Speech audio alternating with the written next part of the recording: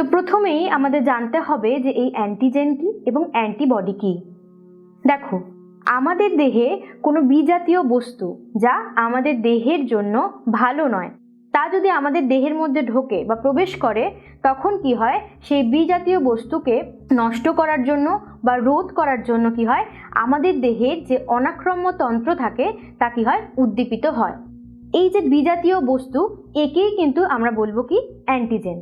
তার মানে অ্যান্টিজেন কি, যখনই আমাদের শরীরে প্রবেশ করবে তখনই তাকে প্রতিরোধ করার জন্য কিন্তু অনাক্রম্যতন্ত্র উদ্দীপিত হবে।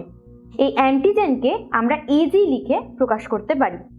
এবার অ্যান্টিজেন তো প্রবেশ করলো, অ্যান্টিজেন প্রবেশ করার ফলে তাকে প্রতিরোধ করার জন্য এক ধরনের প্রোটিন কিন্তু সংশ্লেষিত হয়, যাকে আমরা বলি কি অ্যান্টিবডি। এই অ্যান্টিবডি কিন্তু আমাদের দেহে অ্যান্টিজেনকে প্রতিরোধ করতে পারে। সম্পূর্ণ ভিডিও দেখতে ডাউনলোড করো আচার্য